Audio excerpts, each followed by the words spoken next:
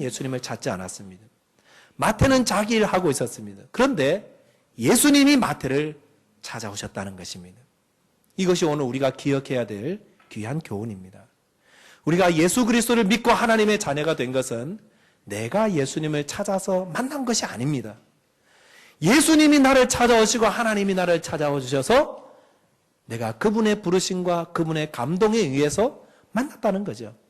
그래서 그런 말씀들을 하세요.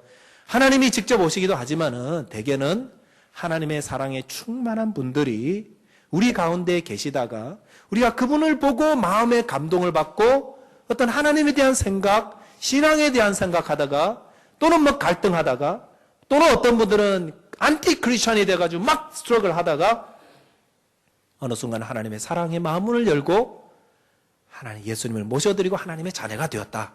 이것이 성경이 말하는 내용이고 저와 여러분들이 예수 그리스도를 믿을 때 가졌던 공통적인 경험일 것입니다. 하나님은 우리를 찾아오시는 분이에요. 그래서 우리 주위에 보면은 괜히 목욕탕에 뭐 시드니는 없지만 뭐 라커룸에 이렇게 보니까 성경 읽는 사람이 있더거든요. 그리고 내 주위에 보니까 예수 그리스도를 믿는다고 하면서 뭐 매주일 교회 가고 뭐 교회 이야기하고 이런 분들이 있거든요. 이러면서 그리스도를 내가 알아가고 관심을 가지게 되고 마음을 연다는 것입니다.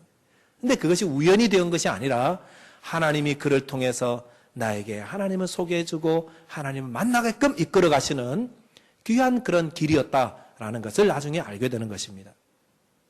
성경에서 하나님은 우리에게 찾아오시는 분으로 기록되어 있습니다. 하나님은 우리를 찾아오시는 분입니다. 여러분 출애굽기에 보시면은 출애굽기에 그 성경 통독하던 분들이 가장 많이 걸리는 데가 출애굽기 20장부터 이제 거기서부터 막 마음에 그 갈등이 생기는 거예요. 이거는 스토리가 아니고 이제 율법이 막 나오기 시작하잖아요. 십계명이 출애굽기 20장과 신명기 5장에 나와요. 그러니까 출애굽기 20장 읽으면서 이제 조금 이렇게 막 마음에 부담이 되는 거예요. 24장까지 읽었는데 25장에 보니까 이때부터는 완전 정말 관심 없는 거 뭡니까? 성막을 만드는 이야기가 막 적혀져 있는 거예요. 여러분 성막에 대한 이야기 있잖아요. 뭐 장이 얼마, 광이 얼마, 높이가 얼마, 뭐 청색, 홍색, 뭐 그다음에 수로 놓고 뭘 던지고 태우고, 어이구 머리야, 뭐 이러면서 이제 이거 넘어가자 이러면서 이제 32장으로 이제 넘어가게 되시죠. 이제 그러면은 이제 한번 포기했으니까 또 쉽게 포기하죠. 좀 힘들면은 뭐 지난번에도 포기했는데 잊지 말자 뭐 그러는데 여러분 왜 하나님께서 우리 그토록 어려워하는 성막에 만드는 이야기들을 성경에 넣어 놓으셨을까요? 그것은 하나님께서 우리를 만나기 원하시고 우리를 찾아오신다는 사실을 보여주는 것입니다.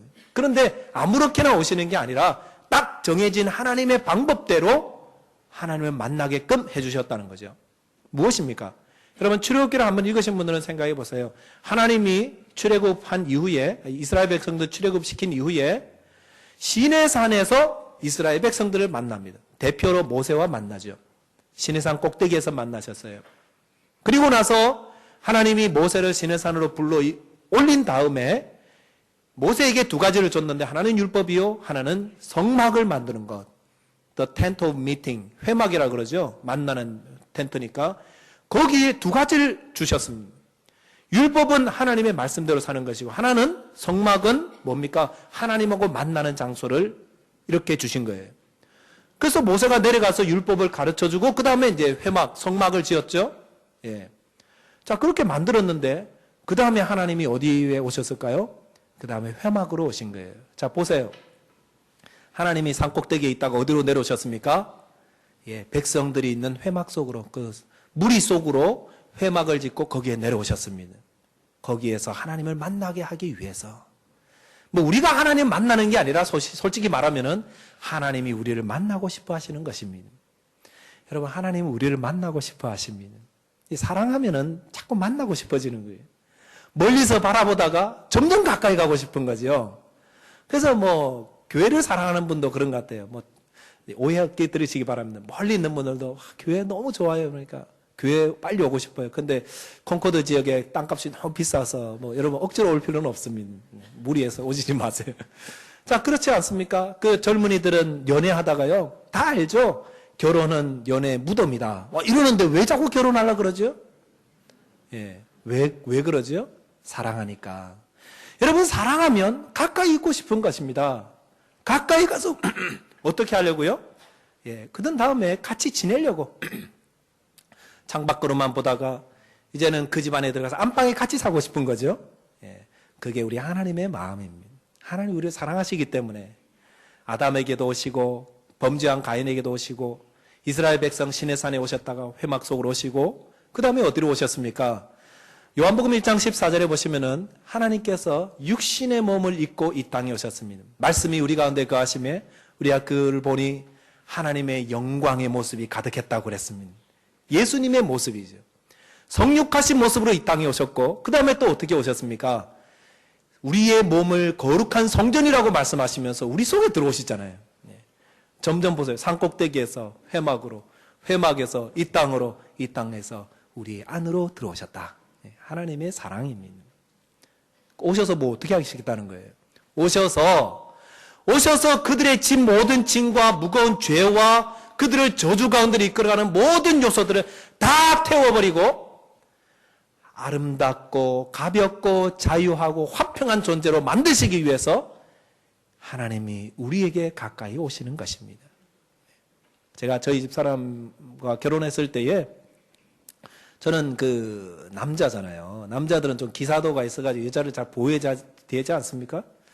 그런데 저는 그냥 무의식적으로 그렇게 생각했던 것 같아요. 어려운 일이 있으면 말하지 않고 내가 다 푼다. 나는 남자니까. 그랬던 것 같아요. 그래서 어려운 거 있으면 별로 그냥 뭐 문제가 있냐 그러면 뭐 별거 아니야. 걱정하지 마. 뭐 난 잘하고 있어. 뭐 이런 식으로 뭐 그렇게 했었는데 근데 어느 날 이게 너무 큰 문제가 풀리지가 않는 거예요. 그 머리가 너무 혼란스럽고 그것을 뭐 기도해도 잘 안 되고 막 그래가지고 그거 가지고 고민하다가 제가 실수를 했습니다. 어떤 실수였냐면은 뭐 한 가지 고민하게 되면은 실수하지 않아요.